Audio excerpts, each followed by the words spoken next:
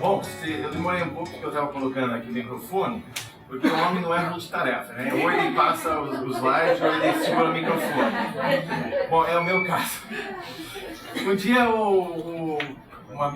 pai de uma amiga minha morreu, ele mandou pôr no lápide dele, não entendi nada. E eu falei, pois eu não quero chegar até o fim da minha vida com esse mesmo dilema, né?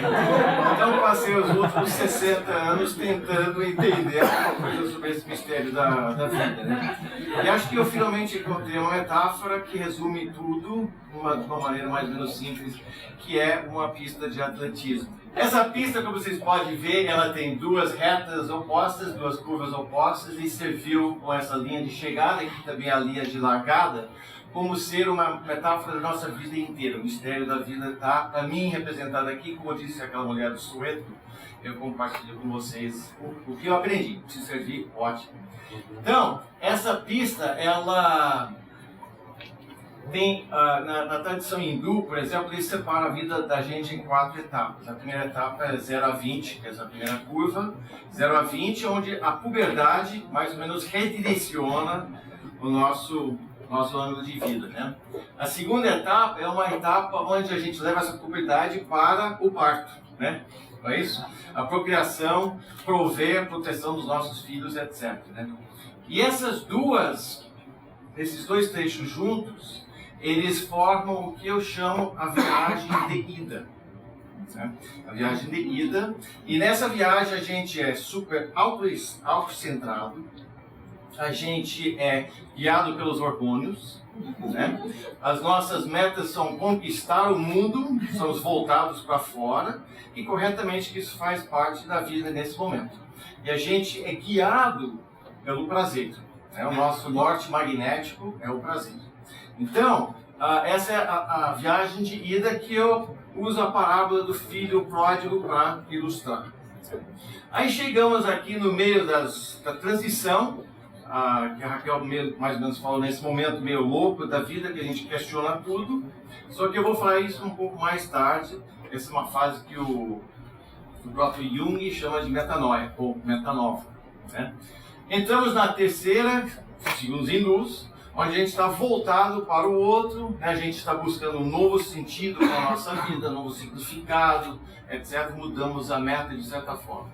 E daí entramos na reta final, que é do retorno. A gente parece que a gente está indo no sentido contrário, ré, de marcha ré, mas na verdade continuamos indo para frente para outra linha de chegada. Né? Então, se a gente pega essas duas, a gente vê que a vida tem duas metades, o Jung já falava isso. Né? Essas duas metades têm propostas distintas, né? Nenhuma das propostas é melhor que a outra, as duas são necessárias, etc. E a gente tem as metas mudando, as duas metas são diferentes. Então, essa aqui eu chamo o todo da volta olímpica da vida. Né? Então, viagem de ida, somado mais viagem de retorno, a volta olímpica da vida. E também temos, nessa segunda parte, eu tenho outra parábola que eu uso, que é do Jornada do Herói, do Joseph Campbell. Ele cabe perfeitamente aqui, porque você vê que a gente parte da onde a sociedade quer que a gente vai em busca de uma meta pessoal, uma jornada pessoal heróica. Né? Então, essa aí é a nossa volta olímpica da vida. Agora, temos um pequeno problema. Nessa primeira metade, nessa viagem de ida, a gente vai vivenciar o que eu chamo da cisão. Né? Essa cisão é entre as duas partes, somos seres híbridos, e nós temos uma parte que é o nosso eu humano, nosso eu externo, nosso eu aqui secular, e temos também o nosso eu divino, que é o nosso eu interno, etc.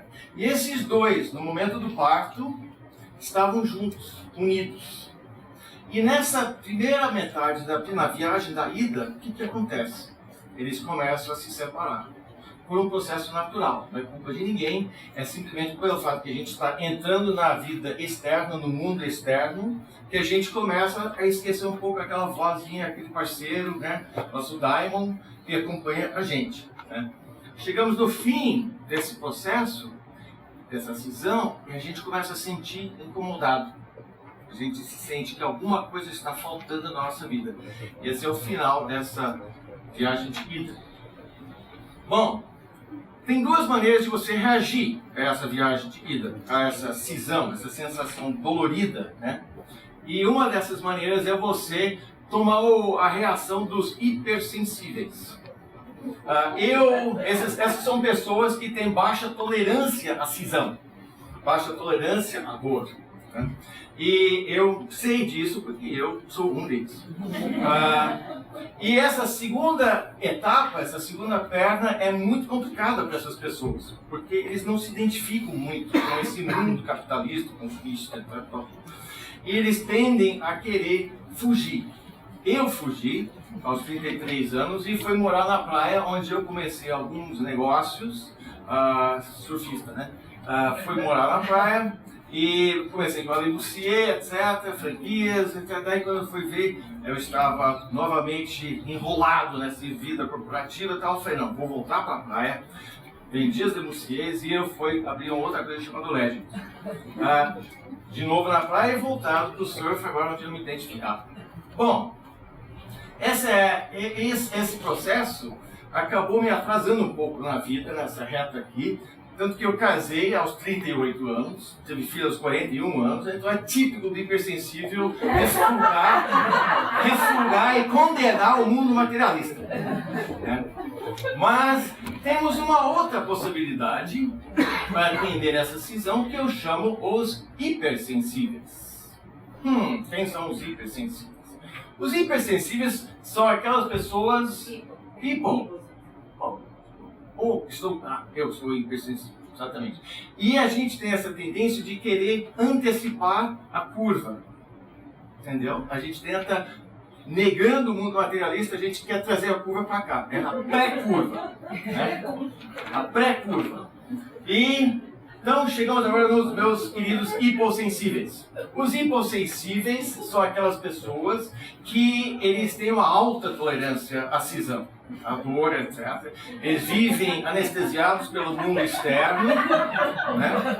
E eles vão passando direto pela curva. Como alguém falou aqui, acho que vocês falaram sobre a dor, etc, né, Raquel, também? A dor, a nossa tendência humana é fugir da dor.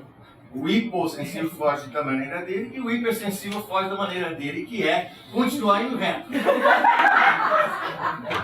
Ele entra no que eu chamo da pós-reta, né? Passa batido pela curva. Que curva? Você viu uma saída? Meu amor, você não quer que eu estou perdendo? Bom, em todo caso, esses são os hipossensíveis, né? E eles continuam com aquelas metas as mesmas metas, né? Tinha uma música quando eu era criança dos Herman and the Hermits, que era second verse, same as the first. Você repete a segunda versa, né, igual ao primeiro. E é isso que eles fazem. E eu vi muitos amigos meus viverem e descerem, a gente vê todo dia. Por que a gente vê tanto? Porque a nossa sociedade, ela glorificou essa retona, né? Essa pós-reta mais a reta que dá a super reta. E virou o caminho dos tijolos de ouro da nossa sociedade moderna.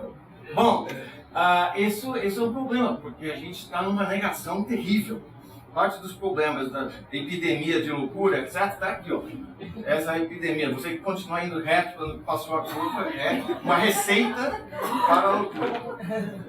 Bom, então, nós estamos agora diante de um momento crítico, tanto no plano individual quanto no plano coletivo. E esse momento é aquele momento que eu falei antes, o momento da nova, né? E a gente vê que nesse momento a gente tem uma escolha muito importante a fazer. Vamos fazer um zoom. Foco aqui nesse momento crítico. E esse é o momento que eu chamo de momento de decisão. né? Onde a gente pega aquela questão que a gente foi se separando e agora começamos a tentar voltar a se unir, né? A decisão. E a nossa sociedade, ela não quer que a gente faça a decisão, não quer que a gente faça a curva, ou U-turn, né? U-turn. Então, ela tem 5 maneiras de a gente, quer dizer, ela tem 4 maneiras de segurar as pontas para a gente. Primeiro, ela só aprova quem é consumista, quem quiser mais, quem quer mais e mais e mais, gasta mais, consome mais, compra mais, carro maior, etc. Segundo, as empresas, bom, a carreira é uma via expressa linear e reta, né? Vai dos 25 aos 65. Curva? Que curva? Né? Você lembra aqueles o avião que derrubou, acho que da Gol, né?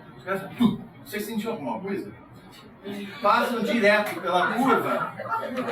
Passam direto pela curva porque a empresa favorece essa mentalidade. As empresas hoje, as que estão mais modernas, estão se acordando com esse fato e tentando ajudar a pessoa a fazer a curva enquanto faz o trabalho. Bom, terceiro são as nossas 3 grandes religiões. Essas 3 grandes religiões, diferentes das do Oriente, estão manter você dentro da congregação, né? Evangelismo, essa igreja, sinagoga, templo, né?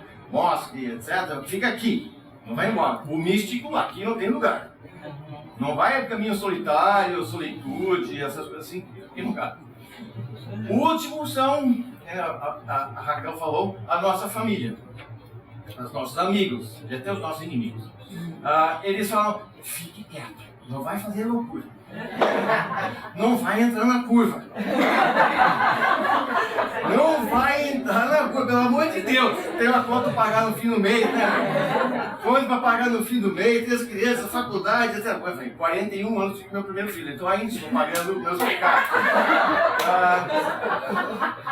Então, mas o que potencializa todos esses 4 é o ego, que foi construído naquela primeira metade, está lá por trás dos 4, acionando os 4, assim, tal, né, botando botão, assim, botando medo, não faça isso, não faça isso, mas quem quer que você não faça isso não é o pessoal externo, é o interno, né? Esse é o interno, ego, né? Bom, aí a vida, não querendo nos deixar se perder pela pós-reta, ela nos manda um wake-up call. Se a dor da cisão não for suficiente, ela manda na porta. Se você atende, ótimo. Se você não atende, pum! Ela dá uma cacetada. E se daí não atender, o negócio fica preto. Tá? E ela te manda trauma. Essa trauma, ela tem um efeito maluco, com todas essas placas, assim. Tudo que você achava que fazia sentido passa a não fazer sentido, porque alguma coisa, um divórcio, um acidente, uma morte na família, alguma coisa grave acontece, chacoalha você de um jeito que você quer continuar na pós-reta. Bom, graças a esse toque leve e sutil da vida, a gente faz a curva, se a gente for inteligente. Então, nós temos um cenário para concluir, né? Esse cenário temos 4 possibilidades aqui nessa sala, aí na internet, etc. Ou você está aqui antes da curva, vejo várias pessoas de 20 a 40 aqui, achando que o mundo é um saco, que o mundo capitalista, corporativo não presta, etc. Tal. Mas infelizmente, gente, o que eu aprendi aos 60 é que faz parte. É uma parte natural, uma consequência, etc. Bom, se você tiver aqui com essa idade, presta atenção, porque vai chegar a curva. Então fique esperto. Mergulha nessa fase, mas prepara-se para a curva. Segundo, você está entre 40 e 60, você está passando pela curva agora. Olha ao seu redor, coisas estranhas vão estar acontecendo. Sinais, sincronicidades, todas essas coisas vão estar acontecendo, e se você for atento, você vai captar esses sinais e conseguir decodificá-los. E o último é aquele que está no pós-reta, né? Bom, esse aí eu sugiro que reveja a sua trajetória até então, E tem aqui, certamente, se você está na TED, você está ligado, você deve estar na curva, indo em direção à sua apoteose. Né? O sagrado, o eu divino tomando as rédeas, o eu humano entregando o bastão para o eu divino nesse revezamento aqui. Bom, então, isso é a pergunta que eu me faço, tento me fazer todo dia. Na volta olímpica da minha vida, onde é que eu estou nesse processo aqui? Né? Em que momento que eu estou? Então eu deixo vocês com a possibilidade de fazer a mesma pergunta. E muito obrigado.